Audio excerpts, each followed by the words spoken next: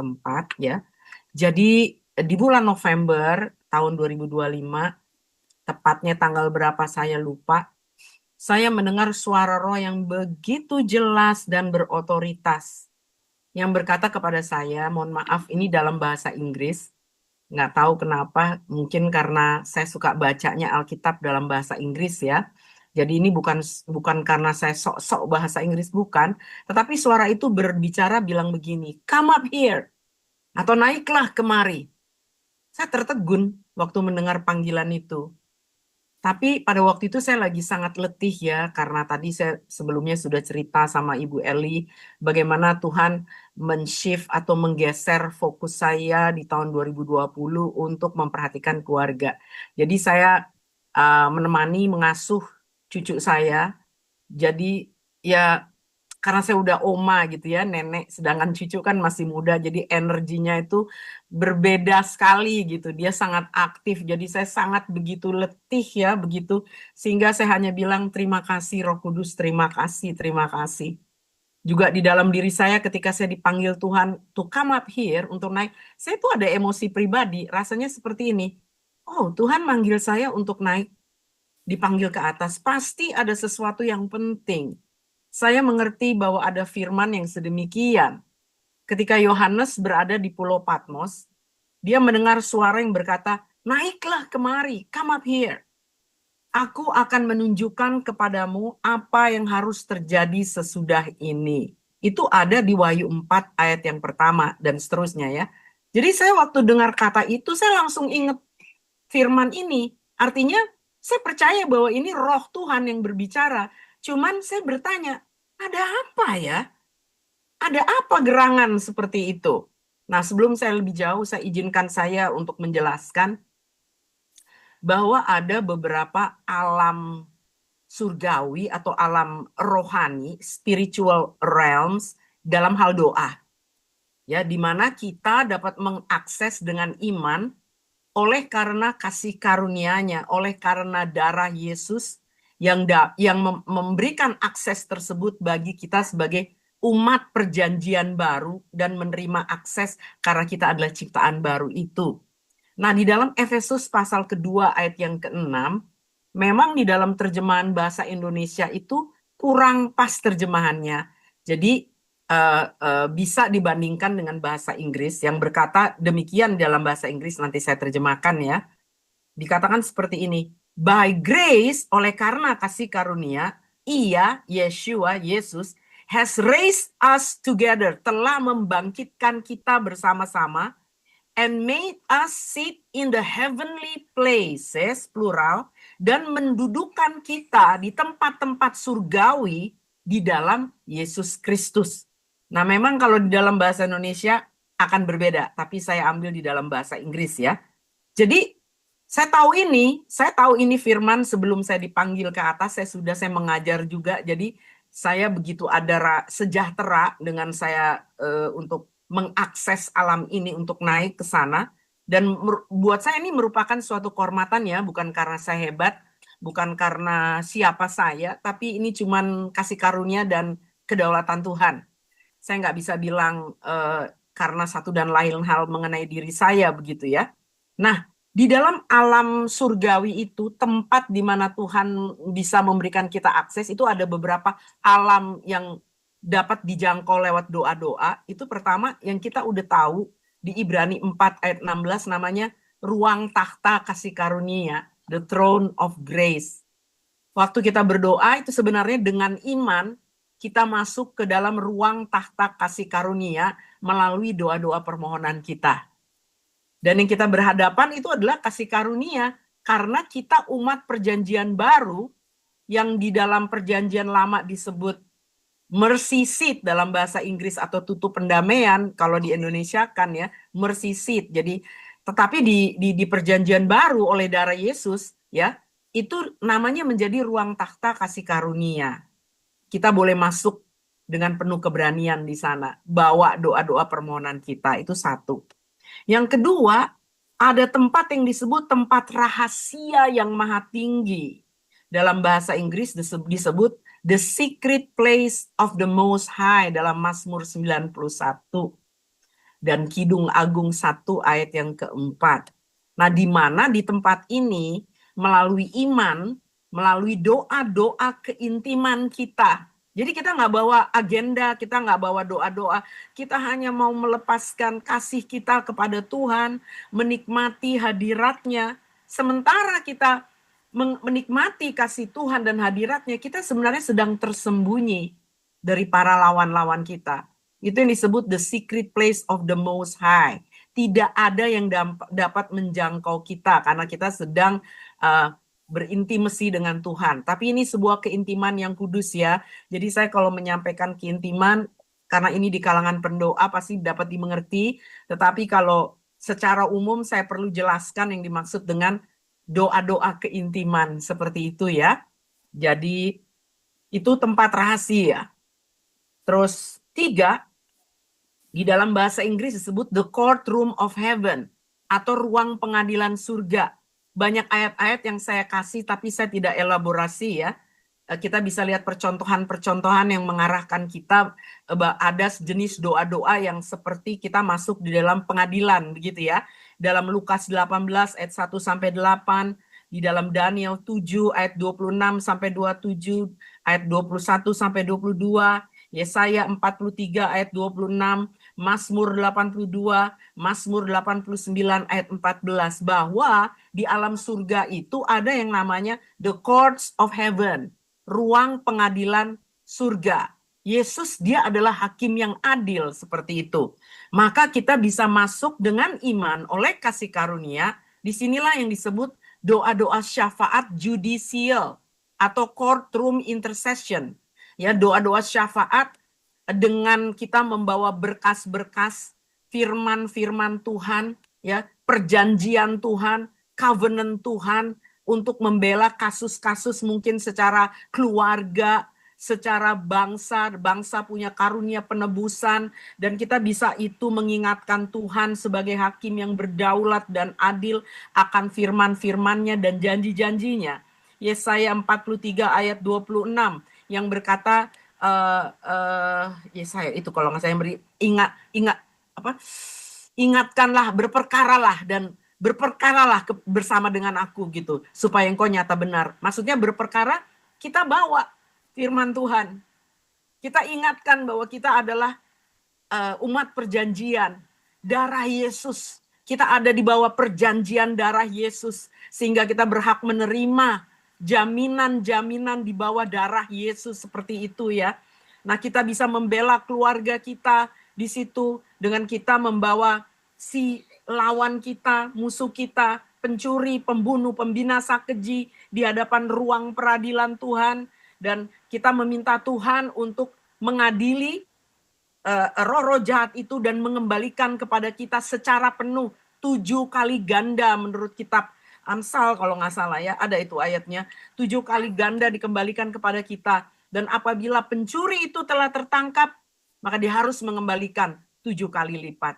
Nah, memang itulah pentingnya bagaimana kita harus mengenal firman, bagaimana kita harus membaca, merenungkan firman, sehingga kita mengerti hak-hak yang Tuhan berikan kepada kita di dalam konteks perjanjian baru. Covenant, the blood of the covenant. Kesembuhan itu bagian kita, pemulihan itu bagian kita, ya kan? Segala sesuatu, tetapi pastikan bahwa kita nyata benar gitu oleh darah Yesus. Kita sudah masuk ke dalam pertobatan, kita sudah mengintrospeksi diri, kita sudah melakukan hal-hal yang diperlukan untuk memutuskan hubungan dengan si jahat itu, sehingga kita bisa membawa kasus kita di hadapan Tuhan seperti itu.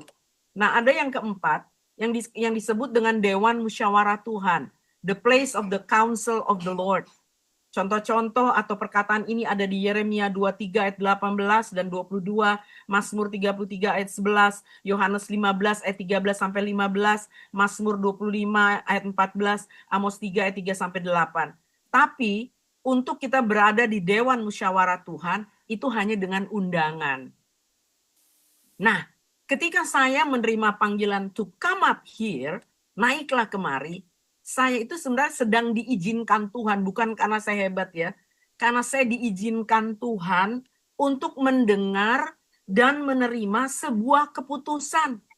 sebuah keputusan judgment-nya Tuhan yang disampaikan di dalam Dewan Musyawarah Tuhan ini, sehingga saya di bumi bisa sepakat menubuatkan, mendeklarasi, mendekrit agar keputusan itu terjadi di bumi seperti sesuai dengan keputusan Tuhan. Now, saya tuh nggak menghadiri seluruh Dewan Musyawarah itu, saya nggak menghadiri. Pasti Tuhan ngerti bagian saya apa begitu ya. Nah, jadi waktu saya mau meresponi, kan saya katakan saya udah terlalu letih ya. Pada waktu itu saya udah terlalu letih, jadi saya tidur. Tapi saya mengerti bahwa saya harus meresponi itu. Jadi saya harus memilih sebuah waktu yang tepat, yaitu pas cucu saya sekolah. Nah, cucu saya ini setiap hari sama dengan saya gitu ya. Waktu dia sekolah, saya punya ada waktu leluasa seperti itu ya. Jadi jam 10 pagi ketika cucu saya sekolah, saya menghampiri Tuhan. Saya menghampiri di dalam keteduhan, saya masuk jauh ke dalam alam roh dengan iman. Tentu di dalam tuntunan Roh Kudus karena saya menerima undangan ini. Tapi saya langsung mendengar sebuah gemuruh yang hebat, thunder, kilat, semuanya gitu, kayak ada hujan yang lebat sekali. Tapi saya lihat ke jendela nggak terjadi apa-apa. Jadi ini di alam roh itu saya melihat begitu, brung, brung, brung, seperti itu ya. Kalau mau dibilang takut bisa takut, tapi saya dengan memberanikan diri karena saya diundang begitu ya. Saya jadi bilang, Tuhan, Roh Kudus, aku datang meresponi apa yang Kau ingin untuk aku ada di tempat ini. Saya begitu. Meski saya ada rasa gentar, tapi saya karena meresponi panggilannya, saya diem aja begitu, saudara. Saya dalam keteduhan karena saya nggak mau kehilangan lost contact gitu, atau saya terus dengan segala fokus saya untuk saya bisa menangkap apa yang Tuhan segera mau berbicara. Kemudian saya diizinkan mendengar setelah guru thunders, kilat yang seperti itu gitu ya. Saya mendengar satu perkataan menggema dengan lantang penuh otoritas, tapi juga dalam bahasa Inggris yang berkata begini, culmination of all things. Jadi bukan culmination of all things kayak berbicaranya angin sepoi-sepoi basah kayak biasa Roh Kudus berbicara di hati kita, bukan ya. Ini penuh otoritas kayak satu deklarasi. Culmination of all things. Seperti begitu, saudara. Nah, saya ngerti tiba-tiba karena tiba-tiba saya mendapatkan Inggris bilangnya a knower, sebuah pengertian bahwa kita sedang memasuki sebuah timeline yang memasuki culmination of all things, itu artinya kepenuhan, memasuki kepenuhan segala sesuatu, puncak dari segala sesuatu ya. Nah, setelah saya mendengar itu, saya sempat mau mengerti ini apa ya, thunders itu, gemuruh, kilat itu apa sebenarnya. Kemudian saya cek and recheck di ayat-ayat banyak referensi, ini berbicara tentang hadirat kemuliaan Tuhan, berbicara tentang keputusan Tuhan, tapi juga berbicara tentang penghakiman Tuhan, seperti itu. Kemudian saudara, saya mulai riset ya di Alkitab gitu ya. Culmination of all things saya tulis begitu. Itu merupakan hasil akhir atau titik tertinggi dari sebuah proses, sebuah perkembangan, sebuah periode atau pemenuhan segala sesuatu. Tentu ini mengacu kepada nubuatan-nubuatan Alkitabiah yang harus segera terjadi. Seharus segera terjadi begitu ya. Dan tentu saya menggarisbawahi amanat agung harus diselesaikan, tentu. Karena itu salah satu mandat yang kita harus, tapi ada hal-hal lain yang kita udah sama-sama mengerti tentang firman Tuhan di dalam akhir zaman, sebegitu ya. Dan kita mengerti juga bahwa dosa itu sudah masak seperti itu. Nah, sebelumnya saya ingin supaya kita lebih mengerti, sebenarnya di Alkitab itu ada 3 kategori orang-orang kudus.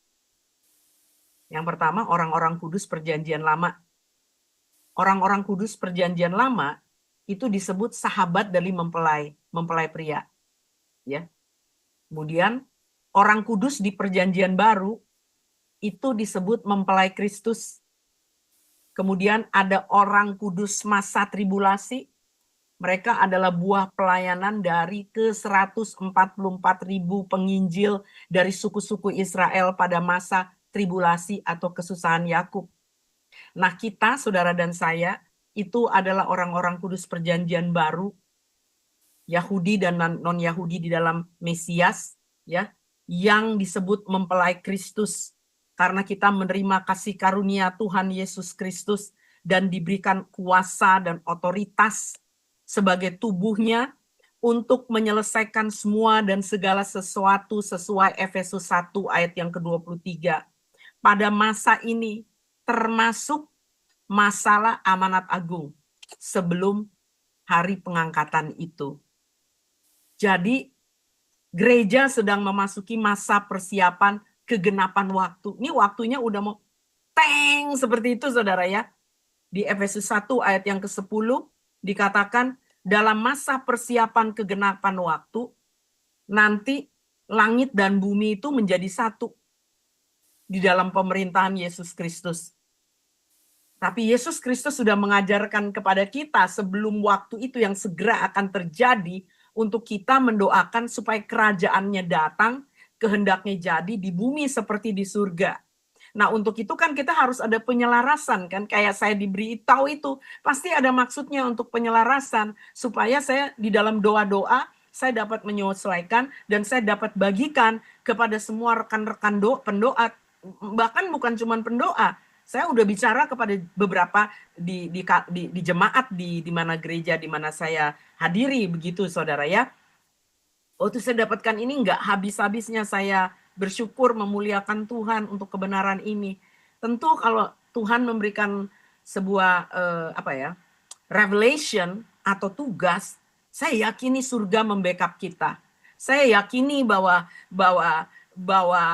Tuhan itu menyertai kita. Apapun panggilan kita di luar sana, pekerjaan kita, apapun.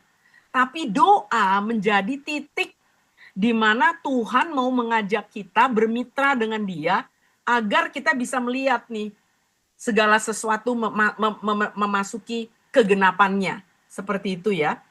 Nah, saya percaya karena kita adalah para pendoa, pasti kita udah mengerti apa artinya doa ya. Saya percaya itu.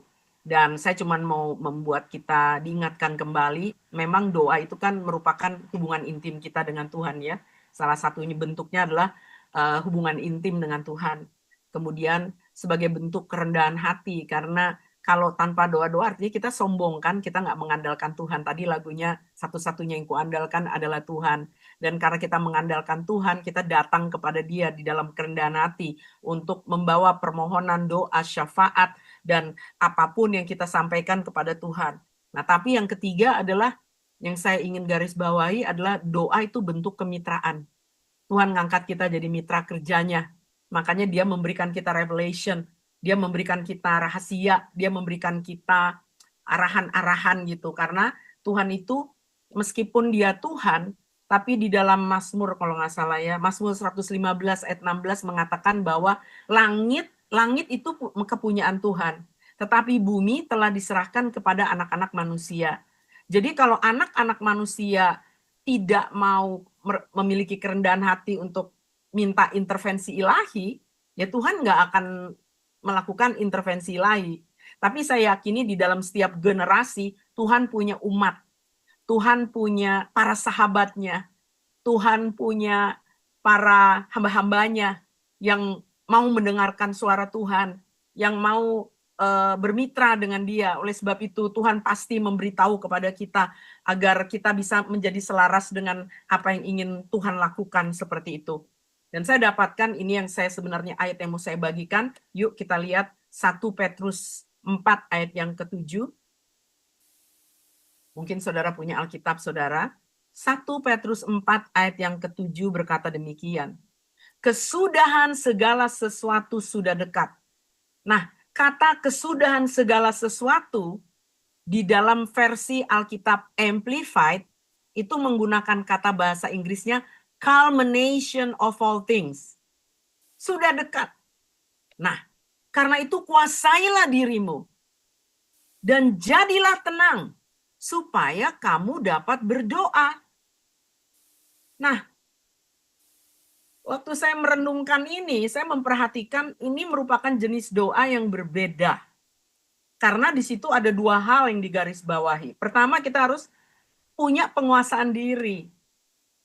Penguasaan diri itu merupakan buah roh loh saudara, dan ini menandakan kedewasaan rohani. Orang-orang yang memiliki penguasaan diri itu adalah orang-orang yang rohaninya dewasa. Jadi saya melihat begini, oh ini benar-benar buat orang-orang yang, karena ini kemitraan dengan Tuhan, yang mencapai sonship, yang mencapai keputraan, mengerti Tuhan bisa berbagi di sini. Sonship, keputraan, Tuhan bisa percayakan dengan otoritasnya. Jadi maka itu Tuhan mau kita punya penguasaan diri, karena penguasaan diri itu sebenarnya bicaranya luas ya. Bukan cuman kita menguasai diri dari hal-hal apapun, tapi karena tadi kita sih Pak, Bapak Marwan udah berdoa ya, terlalu banyak hal-hal di dunia ini, segala kejahatan, segala tekanan. Kemarin Epstein file sudah dirilis seperti gitu ya. Banyak kekacauan di dunia yang sekarang makin terungkap. Itu kalau kita nggak punya penguasaan diri, saudara ya, kita akan terlelap di dalam hal-hal yang istilahnya terperangkap dalam hal yang seperti itu gitu loh. Makanya ini perlu kedewasaan rohani begitu. Dan kita diminta untuk menjadi tenang. Dan waktu saya coba untuk mengerti kata-kata yang digunakan dalam bahasa Inggris, tenang itu disebut sound mind. Sound mind atau pikiran yang jernih. Pikiran yang bukan cuma pikiran, di sini pikiran, emosi kita, penilaian kita, bagaimana kita bisa membedakan segala sesuatu itu selaras dengan kebenaran. Tapi kebenaran ini justru meningkatkan kesejahteraan kita. Meskipun itu terjadi, kita tidak menjadi panik atau rasa takut. Tetapi kita itu memiliki pikiran, juga pikiran yang diurapi seperti itu ya. Pikiran yang diperbaharui. Jadi dapat dikatakan bahwa penguasaan diri dan pikiran sehat, pikiran yang diperbaharui atau pikiran yang diurapi, ini dibutuhkan untuk doa-doa menjelang memasuki puncaknya segala sesuatu. Mungkin kita ada masalah-masalah. Ya masalah kan itu lumrah ya, namanya hidup di dunia ini ya. Mungkin masalah-masalah macam-macam lah masalah ya. Tapi tidak boleh sampai kita tidak memiliki penguasaan diri. Karena apapun yang ada di dunia ini tidak abadi sifatnya. Dan Tuhan sedang membawa kita untuk masuk kepada hal-hal yang bersifat kekekalan seperti itu ya. Dan juga kita, kalau pikiran kita nggak diperbaharui dan nggak tertib, dan itu akan, mungkin Tuhan tidak akan percayakan untuk masuk ke dalam jenis doa-doa yang seperti ini. Karena di hal-hal yang lain kayak doa permohonan lain nggak masalah gitu. Memang kalau kita ada gundah gulana, kalau kita sedang susah, sedang sedih, memang jalan yang baik adalah berdoa. Begitu kan? Kalau kita lagi hati kita down, hati kita mengalami tekanan, tentu jalan yang terbaik adalah doa. Cuman jenis doa ini bukan itu. Jenis doa ini jenis kedewasaan di mana dikatakan kamu harus punya penguasaan diri. Meskipun ada masalah, meskipun dunia sedang jungkir balik begitu, dan kamu harus memiliki sound mind atau pikiran yang jernih. Jangan dipengaruhi dengan apapun yang terjadi. Kamu harus fokusnya kepada rencana atau fokusnya kepada tujuan Tuhan. Seperti itu ya. Maka itu kita harus menjaga pintu gerbang jiwa kita. Pintu gerbang jiwa kita itu 5 indera kita. Supaya apa yang masuk ke dalam jiwa kita, yang pastinya akan masuk ke dalam pikiran kita, itu tidak mengkontaminasi kita. Seperti itu, tidak mengkontaminasi. Jadi kita harus bijaksana seperti itu ya, dan minta pertolongan Roh Kudus untuk terus mengurapi pikiran kita seperti itu, dan memeditasikan firman Tuhan. Memang ada hambatan-hambatan bagi pikiran yang sehat, misalnya tadi ketakutan, kecemasan, pengaruh duniawi, karena termasuk keadaan-keadaan dunia, berita-berita, bahkan dosa yang belum diakui. Ini perlu ya, perlu untuk menyelesaikan itu semua. Maka itu saya mengajak kita sebagai barisan dari pasukan Tuhan untuk memeriksa diri kita masing-masing karena Tuhan ingin mengundang kita untuk masuk kepada doa-doa yang dahsyat luar biasa ini gitu. Doa-doa yang memukul mundur, bukan cuma memohon ya, tapi dengan otoritas, dengan perjanjian Tuhan. Kita memukul mundur agenda-agenda kejahatan, atau mungkin saudara bisa lebih riset, saya nggak mau terlalu menjabarkan nanti panjang, agenda 2030. Seperti begitu ya. Ingat di 2 Tesalonika 2 ayat 6 dibilang bahwa antikris itu belum akan memunculkan diri karena ada yang menahannya. Dan yang menahannya adalah tubuh Kristus dan Roh Kudus. Roh Kudus yang ada di dalam tubuhnya, orang-orang yang dewasa yang berdoa untuk tujuan Tuhan, untuk menahan itu, agar rancangan Tuhan, tujuan-tujuan Tuhan, amanat agung dapat terselesaikan. Menahan perang dunia ketiga yang sedang istilahnya mulai, kalau laut tuh airnya mulai kayak seperti begitu loh, apa sih namanya, keriapan-keriapannya udah mulai seperti kita berasa gitu ya. Kita berasa. Mulai seperti itu.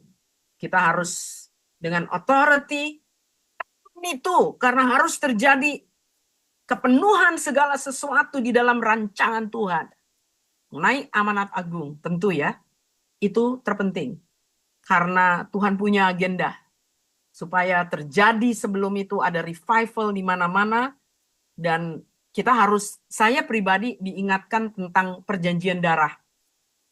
Saya tambahkan di sini bahwa di dalam 2026, tapi dimulai dari kalender Ibrani 5786 di bulan September yang lalu, Tuhan berbicara lewat angka 6, di mana angka 6 itu berasal dari huruf Vav, V-A-V, yang digambarkan sebagai paku. Vav itu adalah pengkait dua hal atau konektor seperti itu ya. Dan Vav itu adalah pewahyuan Yesus Kristus. Vav adalah pewahyuan Yesus Kristus itu sendiri. Nah, Vav ini menghubungkan yang rohani dan yang jasmani. Yang kelihatan, yang tidak kelihatan dan kelihatan. Surga dan bumi. Suami dan istri. Seperti itu. Tapi kita tahu bahwa angka 6 itu adalah angka manusia juga. Ya. Tapi angka manusia yang seperti apa? Yaitu manusia yang ada di dalam rupa dan gambaran Tuhan sendiri sebelum jatuh di dalam dosa. Dan kita tahu bahwa manusia jatuh di dalam dosa. Sehingga angka 6 Vav itu yang adalah simbolik dari Yesus yang mengkaitkan semuanya itu, Yesus telah turun menjadi manusia, dia menjadi Adam kedua. Dia merestorasikan segala sesuatu agar surga dan bumi bisa terhubung oleh karena dia dan tubuhnya. Ingat, dialah kepala, kita tubuhnya. Kita bisa menghubungkan itu. Nah, tetapi juga 6 itu berbicara tentang perjanjian darah. Paku yang memakukan tangan Yesus itu berbicara tentang darah yang ditumpahkan. Seperti itu, saudara ya. Sedikit, waktu Kejadian 1 ayat 26, waktu Tuhan mau menciptakan manusia, saya pakai kata Elohim ya, karena ada maksudnya. Saya memakai kata Elohim karena itu aslinya waktu di Kejadian 1 ayat 26, sebenarnya kata yang dipakai mengenai Tuhan adalah Elohim. Elohim itu bentuk plural dari El. El banyak, El Shaddai, El Nisi, El Rohi, begitu ya. Atribut Tuhan yang banyak. Tapi Elohim berbicara tentang Bapa, Putra, dan Roh Kudus. Jadi Bapa, Putra, dan Roh Kudus ketika mau menjadikan manusia dalam rupa dan gambarannya pada hari ke-6, ingat pada hari ke-6, mereka kalau kita lihat di ayat Alkitab, Mereka membuat sebuah perjanjian di antara mereka. Makanya saya menyebutnya mereka karena Elohim. Bapa, Putra, dan Roh Kudus meski mereka adalah satu. Mereka katakan begini, marilah kita jadikan manusia. Kita, dia pakai kata kita. Marilah kita, dalam bahasa aslinya Elohim. Marilah kita menjadikan manusia dalam rupa dan gambaran kita. Oke.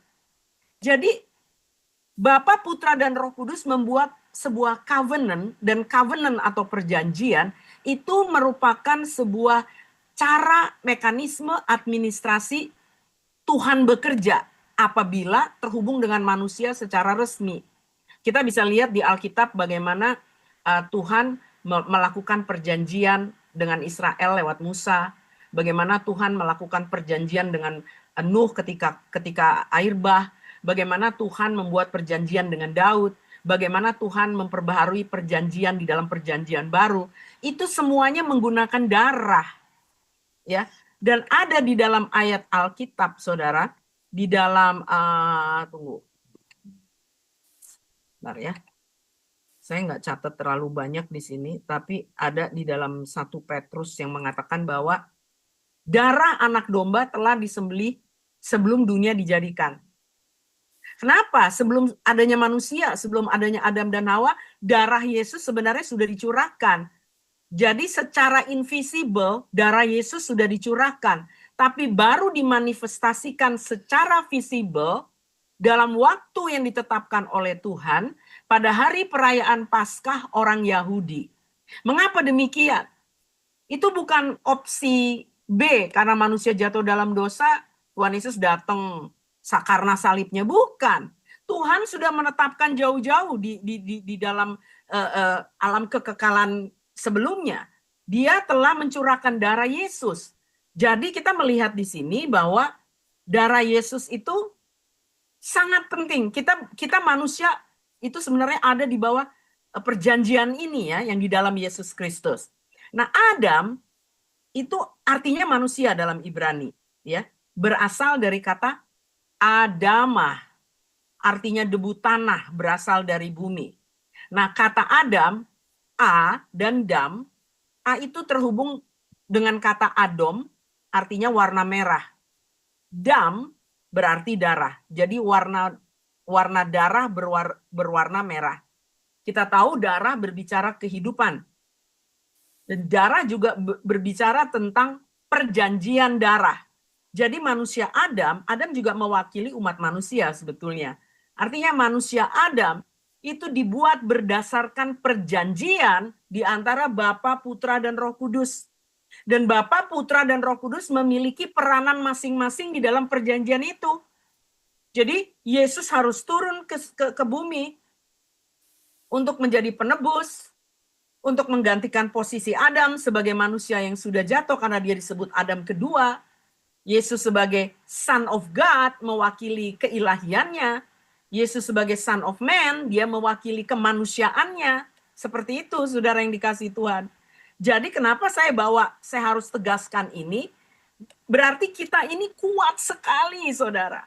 Kita ini kuat karena kita di bawah perjanjian itu. Dan ketika Yesus mati di kayu salib dan dia bangkit, dia naik ke surga, Roh Kudus melakukan tugasnya di dalam perjanjian di antara Bapa, Putra, dan Roh Kudus. Dia sebagai apa? Meterai dari janji Tuhan. Meterai dari janji Tuhan. Oleh sebab itu saya yakini pasukan doa yang mengerti ini tentang perjanjian darah, mereka akan berbeda.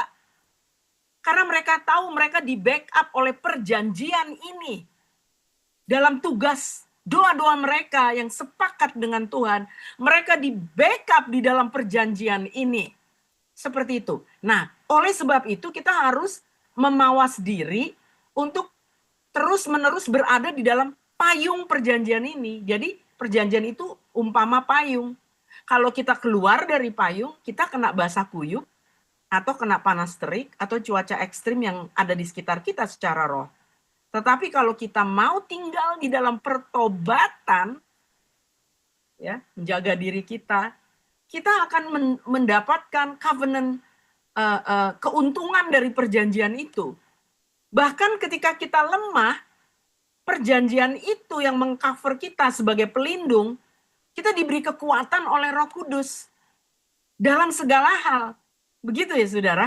Jadi saya menjadi rasa, aduh terima kasih ya, mau penugasan apapun di dalam doa atau apapun saudara, kita berada di dalam payung perjanjian itu. Dan di tahun 2026, angka 6 itu masih terus berlangsung. Bahkan kepada saya pribadi, saya ini berusia di tahun ini 66 tahun.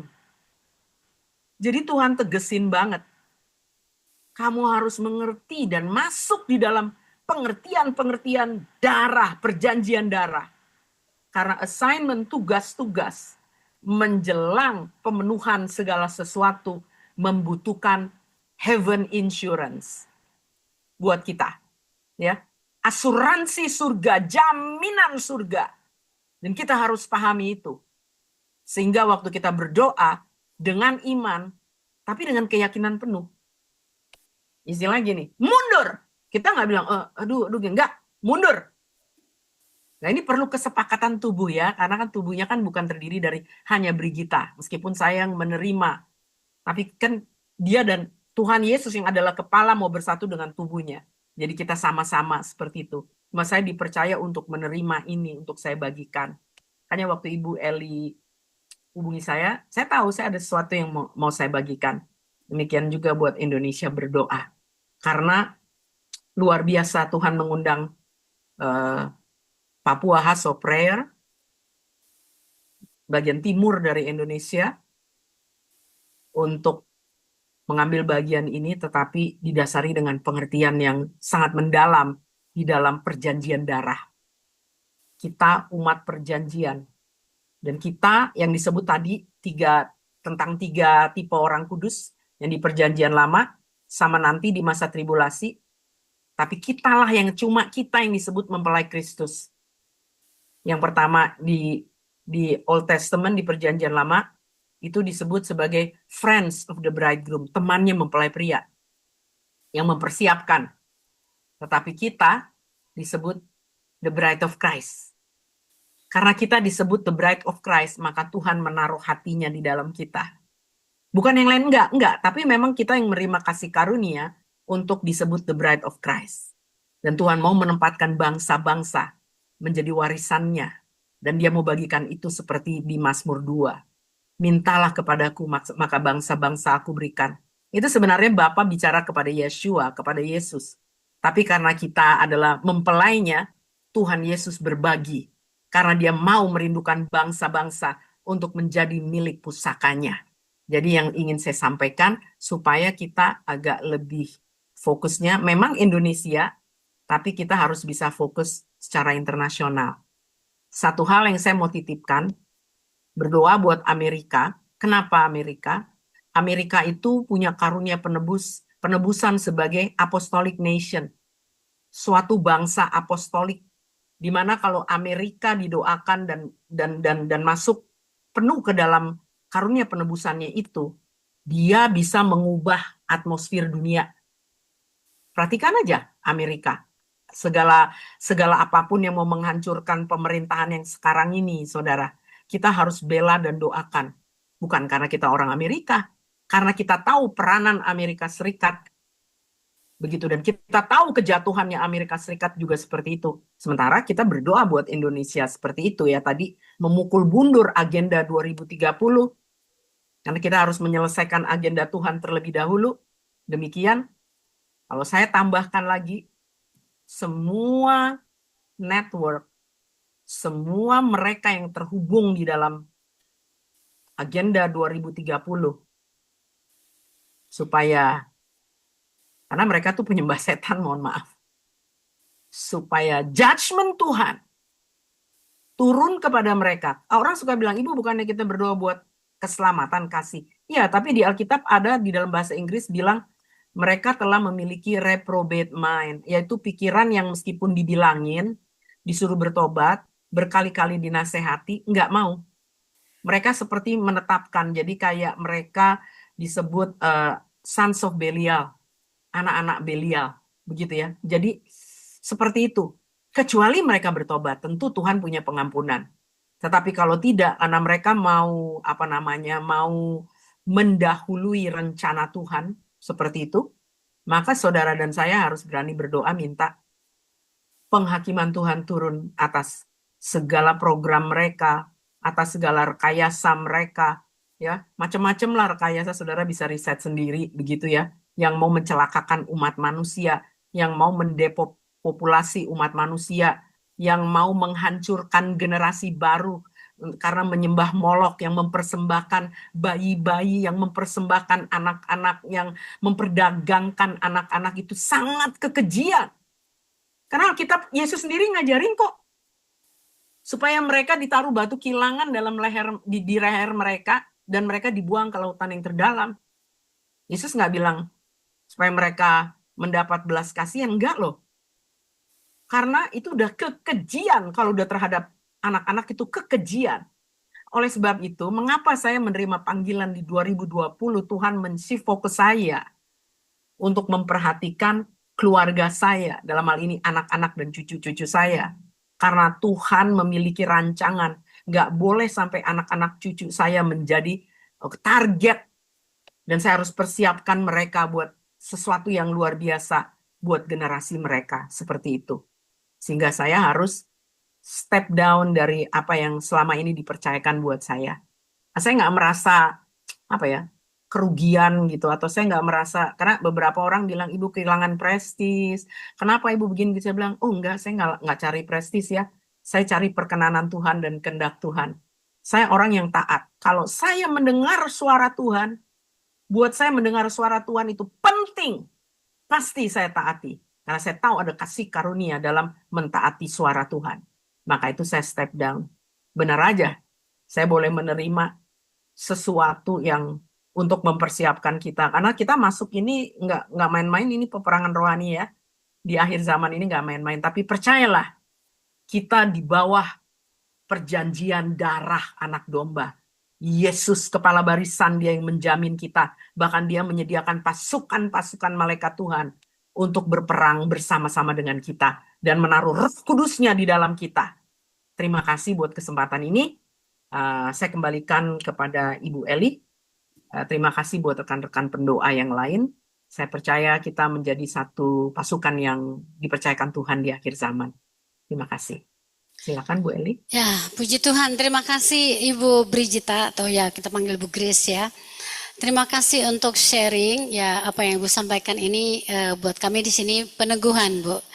Sangat luar biasa ya, karena di awal tahun ini beberapa hamba Tuhan sudah bicara di forum kita ini waktu memasuki tahun 2026 maaf.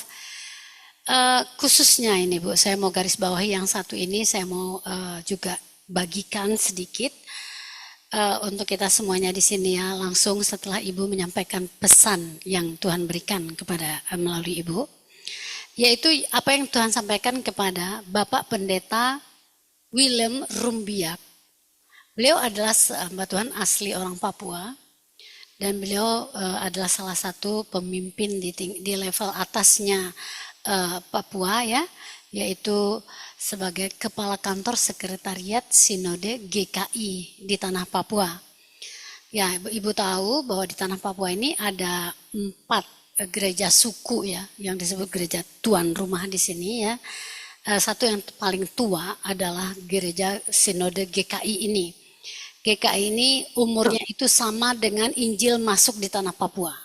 Jadi ketika waktu lalu di Mansinam, Otto Gresner mendarat, masa-masa itulah yang kemudian menjadi hari jadi ataupun mulainya gereja GKI di Tanah Papua. Jadi usianya tuh gereja ini sudah 171 tahun. Nah, doktrin yang mereka anut itu Presbyterian Bu ya. Biasa